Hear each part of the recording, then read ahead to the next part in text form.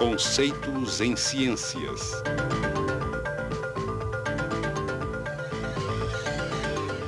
Eletromagnetismo. Teoria dos domínios.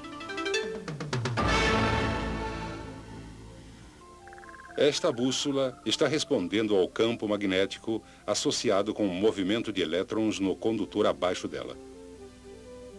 A regra da mão esquerda para condutores mostra a relação entre o movimento de elétrons e o sentido do campo magnético. Com o polegar apontando no sentido do movimento dos elétrons, os dedos encurvados ao redor do fio indicam o sentido do campo magnético. Por outro lado, se o sentido do campo já for conhecido, a mesma regra pode ser usada para determinar o sentido do movimento dos elétrons. Como vimos nas experiências de Ørsted, uma agulha de bússola aponta no sentido do campo magnético ao redor de um condutor que conduz corrente.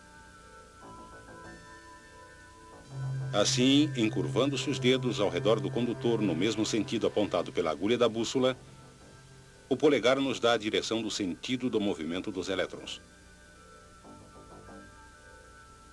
Quando um condutor que conduz corrente é enrolado na forma de uma bobina, a bobina funciona como um ímã em forma de barra com um polo norte e um polo sul. A regra da mão esquerda para bobinas é usada para determinar qual extremidade da bobina é o polo norte. Com os dedos encurvados no sentido do fluxo dos elétrons, o polegar aponta para a extremidade norte da bobina. Como o campo ao redor da bobina é similar ao campo ao redor de um ímã em forma de barra, a bobina também pode ser usada para atrair objetos de ferro. Embora a bobina seja um ímã, ela é fraca demais para atrair muita coisa. Mas, se for inserido um núcleo de ferro na bobina, a intensidade do campo magnético aumenta muito e a combinação entre bobina e núcleo se torna um eletroímã. Esse potente eletroímã pode ser usado para atrair uma grande variedade de coisas.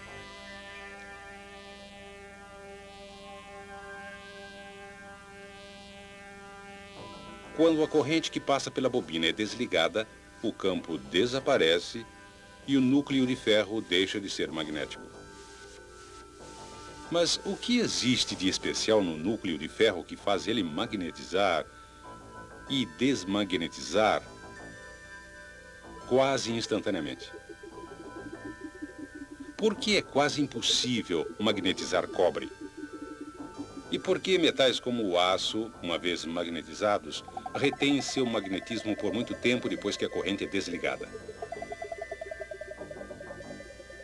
Para as respostas, temos que observar mais atentamente um átomo típico.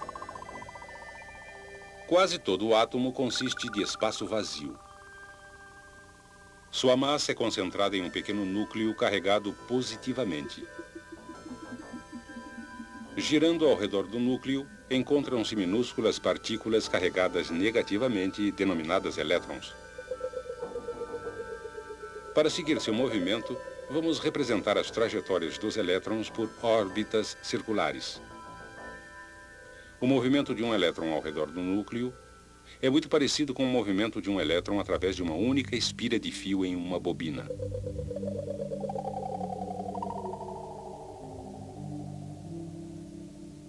Além de determinar os polos norte e sul de uma bobina, a regra da mão esquerda para bobinas também pode ser usada para mostrar a localização dos polos para órbitas dos elétrons. Cada órbita de elétron produz um campo magnético com um polo norte e um polo sul.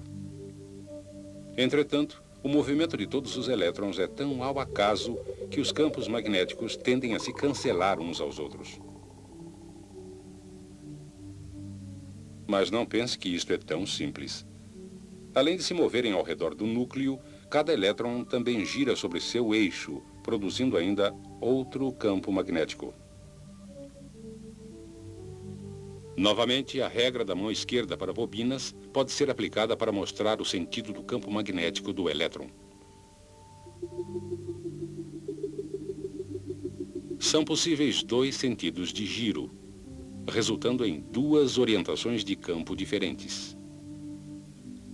Normalmente, os campos magnéticos produzidos por esses elétrons que giram se cancelam, da mesma maneira que são cancelados os campos das órbitas do elétron. Assim, o resultado é que a maioria dos átomos não possui um campo magnético global. Materiais consistindo desses átomos não são atraídos a ímãs. Uma exceção importante é o ferro. Um átomo de ferro tem 4 elétrons girando mais num sentido que no outro. O resultado é que seus campos não são cancelados ou equilibrados. Portanto, o átomo de ferro tem um campo magnético resultante. Entre os elementos comuns, somente 2 outros, o níquel e o cobalto, possuem átomos que são pequenos ímãs. Dizemos que esses átomos são ferromagnéticos. E os chamados dipolos magnéticos, significando 2 polos. Eles podem ser considerados minúsculas agulhas de bússola, apontando para o norte. Em materiais ferromagnéticos, esses minúsculos dipolos interagem, fazendo com que grandes aglomerados se alinhem no mesmo sentido. Um aglomerado de dipolos em que todos apontam no mesmo sentido chama-se um domínio. Normalmente, domínios têm largura de cerca de 1 milímetro e contêm milhões de átomos, com cada domínio apontando em um sentido diferente. Mas quando a barra é exposta a um campo magnético, os domínios que estão apontando no mesmo sentido que o campo crescem e tomam posse dos outros domínios.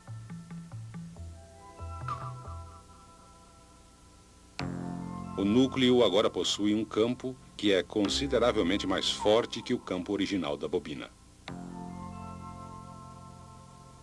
Quando o movimento de elétrons para, os dipolos perdem o alinhamento e, gradualmente, de novo formam domínios ao acaso. Mas, com o aço, os resultados são diferentes. Os átomos de carbono adicionados ao ferro para fazer o aço impedem que os átomos de ferro voltem a posições ao acaso quando a corrente é desligada. O resultado é que a barra de aço permanece magnetizada. Se a barra for quebrada, o alinhamento dos domínios permanece o mesmo em cada metade. E assim, cada pedaço passa a ser um ímã com 2 polos. Se batermos repetidamente em um ímã, os domínios podem gradualmente sair de seu alinhamento. Aquecer um ímã a alta temperatura também faz os átomos saírem do alinhamento, transformando o ímã em uma barra de aço comum. Quando o metal resfria, os átomos formam um conjunto de domínios ao acaso. Mas, se a barra de aço quente for colocada em um campo magnético potente e depois resfriada, os domínios formam novamente um alinhamento forte e uniforme no sentido do campo magnético. Agora, quando a corrente é desligada, os domínios permanecem alinhados e a barra de aço se torna de novo um ímã permanente. Mas o que acontecerá se colocarmos um condutor que conduz corrente em um ímã? A resposta encontra-se no princípio do motor.